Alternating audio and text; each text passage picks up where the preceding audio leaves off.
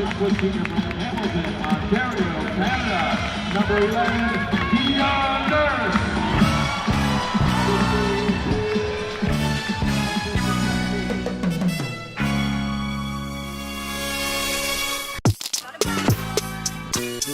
The last name Nurse in Hamilton is pretty loaded. Everyone in Hamilton has always looked up to Kia Nurse. I played Transway House League when I first started, and they're very kind to the young kids.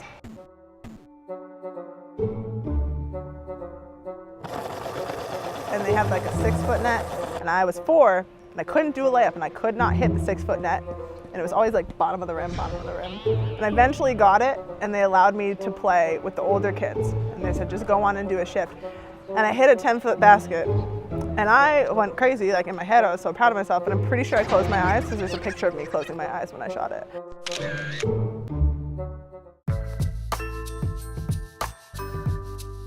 We had one of those little mini tyke nets, and she was always a stud. And basically anything we get our hands on, we'd find a way to play a sport. Because me and my brother were so close in age, we did everything together. So we started in soccer when we were 3. We just ran around. We did skating for a little while. I was much better than him, but somehow he ended up playing hockey. And then it moved to basketball. And I saw my sister playing in practice, and I thought she was like really good. Everybody kept telling me how good she was, and I just wanted to be like her. Kia always had more energy than any of us. She used to run around the gym, I remember in practice, and we'd be trying to focus on something my dad and my mom would be saying, and she'd be bouncing a ball on the sideline with this little crazy haircut and curls everywhere. She started playing with kids 2 years older than she was, and I was a coach, but it was fun, and she was just fast, and she defended, and it was just good having with the older kids. Kia has always been like strong, fast, aggressive, and if she wanted to get to the net from a young age, she was getting to the net regardless if you were in her way or not. Coming from a football background, I try to give her, physicality and being tough in what we kind of do every day. Get out there, hard play. I'm a take it and ask questions later kind of guy, right? Kia's always been very competitive. We would take her to school when she was in kindergarten, and you know how the bell goes, everybody lines up. Well, Kia wanted to be first in line.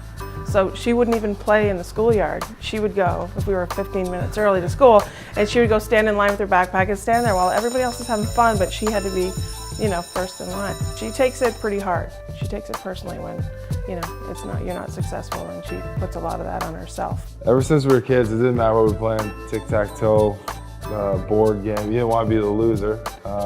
She was a sore loser though. She hated losing.